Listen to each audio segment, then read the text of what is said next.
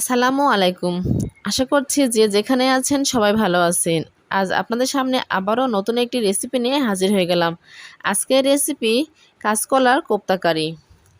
এটি সম্পূর্ণ নিরামিষ রান্না।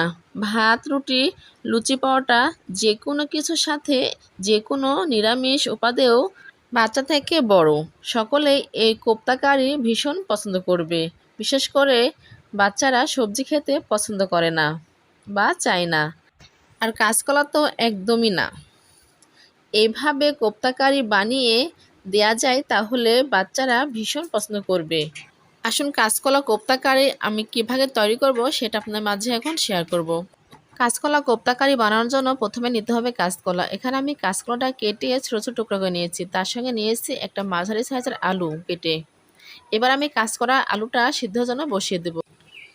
তার সঙ্গে দিয়ে দিলাম 1 চামচ হলুদ, 1 চামচ লবণ দিয়ে ঢাকনা দিয়ে ঢেকে আমি 20 মিনিটের জন্য সিদ্ধর জন্য বসিয়ে দিলাম। 20 মিনিট পর ঢাকনা উঠে আমি কাঁচকলা আলুটা ভালোভাবে ছিলে নিয়েছি। এবার আমি এটা হাত দিয়ে ম্যাশ করে নেব। এটা ভালোভাবে ম্যাশ করতে হবে যেন গুটি গুটি বা দানা দানা না থাকে। আমি হাতের সাহায্যে ভালোভাবে ম্যাশ করে নিলাম একদম মিহিভাবে। এবার আমি এই পর্যায়ে দিয়ে দেব বেসন। আমি এখানে বেসন নিলাম। আপনারা চাইলে চাউলের গুঁড়া বা ময়দাটাও নিতে পারেন।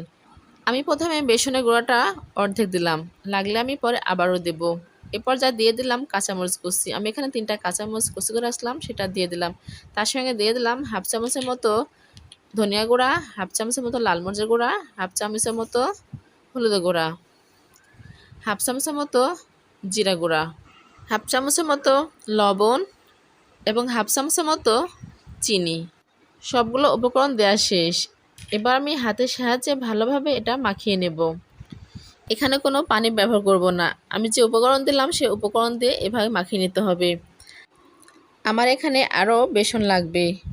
আমি আবারও বেসন দিয়ে ভালোভাবে হাতের সাহায্যে মাখিয়ে নিলাম। এই পর্যায়ে ভালোভাবে মাখানো শেষ। এবার আমি কোপ্তা কারি বানানোর জন্য প্রথমে হাতের তালুতে তেল দিয়ে নেব। এখানে আমি সরিষার তেলটা ভালোভাবে মাখিয়ে নিলাম। ভালোভাবে মাখিয়ে নিলে কোপ্তা কারি বানানোর সময় কোপ্তা কারিটা লেগে যাবে না, শেপটা ভালো হবে। আমি ঠিক প্রথমে গোল গোল আকার করে হাতের তালুতে নিয়ে কোপ্তা কারির শেপটা দিয়ে নেব। আপনারা চাইলে যে কোনো শেপ দিতে পারেন। আমি গোল গোল করে শেপটা দিয়ে নিচ্ছি। ঠিক এভাবে আমি একটা একটা করে সবগুলো শেপ দিয়ে নেব। আমার একটা শেপ দেওয়া হয়ে গেছে। আমি আবারও আরেকটা শেপ দিয়ে দেখাবো আমি কিভাবে শেপটা দিচ্ছি। প্রথমে 2 হাতের তালুতে নিয়ে গোল আকার করে 2 হাতের তালুর সাহায্যে চাপ দিলেই কোপ্তা শেপ হয়ে যাবে। ঠিক আমি এভাবে সবগুলো শেপ দিয়ে নিলাম। সবগুলো কোপ্তা শেষ দেওয়া শেষ। এবার আমি এখানে একটা মশলা তৈরি করে নেব। এখানে দিয়ে দিলাম 2টা টমেটো কুচি, 1 টুকরা আদা, 2টা কাঁচামরিচ দিয়ে আমি একটা পেস্ট তৈরি করে নেব। পেস্টটা তৈরি হয়ে গেছে। এবার আমি চলে যাব কোপ্তাটা ভাজার জন্য। প্রথমে চুলাতে একটা প্যান বসিয়ে দিলাম। তার মধ্যে দিয়ে দিলাম পর্যাপ্ত পরিমাণের তেল। তেলটা গরম হয়ে গেলে আমি কোপ্তাগুলো ভেজে নেব। আমি এখানে অনেকগুলো কাঁচকলা কোপ্তা বানিয়েছিলাম। এখানে আমার সবগুলো কাঁচকলা কোপ্তা আছে। এবার আমি তেলটা দেখব গরম হয়েছে কিনা। আমি হাতের সাহায্যে তেলটা দেখলাম, তেলটা গরম হয়ে গেছে। এখানে আমি একটা একটা করে কোপ্তাগুলো ছেড়ে দেব।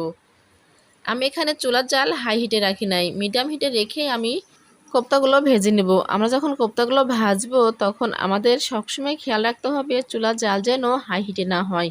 মিডিয়াম বা লো হিটে রেখে কোপ্তাগুলো ভেজে নিতে হবে। চুলার জাল হাই হিটে রেখে কোপ্তাগুলো ভাজলে উপর থেকে পুড়ে যাবে এবং ভিতরে কাঁচাই থেকে যাবে। কোপ্তাগুলো খেতে ভালো লাগবে না। সেজন্য চুলার জাল মিডিয়াম বা লো হিটে রেখে কোপ্তাগুলো সময় নিয়ে ভেজে নিতে হবে। আমার কোপ্তাগুলো উল্টিয়ে পাল্টিয়ে আমি ভেজে নিচ্ছি। আমার কোপ্তার কালারগুলো ব্রাউন কালার হয়ে আসছে। এবার আমি কোপ্তাগুলো একটা একটা করে উঠিয়ে নেব। এভাবে সবগুলো কোপ্তা আমি ভেজে নেব। আমার প্রথম স্টেপে কোপ্তাগুলো ভাজা শেষ। এবার দ্বিতীয় স্টেপের জন্য আমি আবারও একটা একটা করে তেলের মধ্যে কোপ্তাগুলো ছেড়ে দিচ্ছি। এভাবে উল্টিয়ে পাল্টিয়ে আমি সবগুলো কোপ্তা ভেজে নিলাম। ভাজা শেষ, সবগুলো উঠিয়ে নিলাম। এভাবে এই পর্যায়ে আমরা খেতে পারি। এটা খেতে ভীষণ মজা লাগে। আমরা বিকালে নাস্তায় চায়ের সঙ্গে এভাবে বানিয়ে রাখতে পারি। এবার একই তেলে আবারও 2টা শুকনো মরিচের ফোড়ন দিয়ে দিলাম। তার সঙ্গে দিয়ে দিলাম 2টা দারচিনি, 2টা এলাচ, আর 4-5টা গোলমরিচ। তার সঙ্গে দিয়ে দিলাম 1 চামচ আস্ত জিরা, দিয়ে নাড়াচাড়া করে এটা ভেজে নিলাম। এই পর্যায়ে দিয়ে দেব অল্প পরিমাণে পানি, কারণ পানিটা দেব এজন্য যেন মশলাটা পুড়ে না যায়। এবার আমি শুকনো মশলাগুলো এক এক করে দিয়ে দেব। প্রথমে দিলাম হাফ চামচের মতো হলুদ গুঁড়া, হাফ চামচ লাল লঙ্কা গুঁড়া, হাফ চামচ ধনিয়া গুঁড়া, হাফ চামচ লবণ। লবণটা স্বাদ মতো দিয়ে দিলাম, দিয়ে আবারও একটু ভালোভাবে নাড়াচাড়া করে মিশিয়ে নিলাম। ঠিক এই পর্যায়ে নাড়াচাড়া করে মিশানো হয়ে গেলে আমি যে মশলাটা করে রাখছিলাম টমেটো, কাঁচামরিচ আর আদা দিয়ে সেই পেস্টটা এবার আমি দিয়ে দিলাম, দিয়ে নাড়াচাড়া করে মশলাটা কষিয়ে নিলাম। মশলাটা যখন উপর থেকে তেলটা উঠে আসবে তখনই বুঝতে হবে মশলাটা কষানো হয়ে গেছে। মশলাটা কষানো শেষ। এবার আমি কষানো মশলার মধ্যে দিয়ে দিলাম 1 কাপের মতো দুধ। এখানে আমি জাল দিয়ে দুধটা ঘন করে রাখছিলাম, সেই দুধটা আমি দিয়ে দিলাম, দিয়ে ভালোভাবে নাড়াচাড়া করে মিশিয়ে নিলাম। এরপর যে অপেক্ষা করব পানিটা ফোটার জন্য। পানিটা ফুটে গেছে। এবার আমি একটা একটা করে কোপ্তাগুলো দিয়ে দিচ্ছি। সবগুলো কোপ্তা দেওয়া শেষ। এই পর্যায়ে দিয়ে দেব হাফ চামচের মতো চিনি। এখানে আমি চিনিটা ব্যবহার করলাম কারণ এখানে আমি কোপ্তা কারি রান্না করছি সেজন্য। চিনিটা দিলে খেতে বেশি ভালো লাগবে, একটু ঝাল ঝাল মিষ্টি মিষ্টি হবে, খেতে খুবই মজা লাগবে। আর বাচ্চারা সেজন্য খেতে বেশি পছন্দ করে। এই পর্যায়ে দিয়ে দিলাম 1 চামচের মতো গরম মশলা গুঁড়া, তার সঙ্গে দিয়ে দিলাম 3টা আস্ত কাঁচামরিচ, দিয়ে আমি আবারও ভালোভাবে নাড়াচাড়া করে মিশিয়ে নিলাম। আমি এখানে বেশি নাড়াচাড়া করব না, কারণ বেশি নাড়াচাড়া করলে কোপ্তাগুলো ভেঙে যাবে। এখানে আলতো ভাগে নাড়াচাড়া করে কোপ্তাগুলো রান্না করতে হবে। এখানে আমি ঢাকনা দিয়ে ঢেকে 5 মিনিটের মতো রান্না করব। 5 মিনিট পর ঢাকনা উঠে আমি আবারও একটু নাড়াচাড়া করে দেবো। আমার আজকের কাঁচকলা কোপ্তা কারি রান্নাটা প্রায় শেষ। এই পর্যায়ে দেব 1.5 চামচের মতো ঘি। আমি এখানে 1.5 চামচ ঘি ব্যবহার করলাম। এখানে ঘিয়ের একটা ফ্লেভার আছে, সেই ফ্লেভারে কোপ্তা কারির টেস্ট বেড়ে যায়, কোপ্তা কারি খেতে খুবই ভালো লাগে।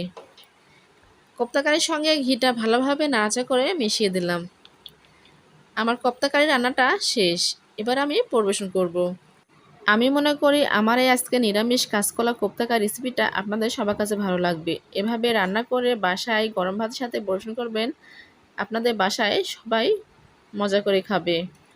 আমি ঠিক এভাবে পরিবেশন করলাম।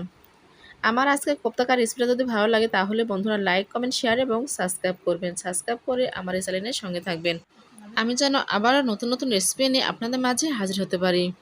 সবাই ভালো থাকবেন, সুস্থ থাকবেন। সবার সুস্বাস্থ্য কামনা করে আজকের মতো বিদায় নিচ্ছি। আল্লাহ হাফেজ।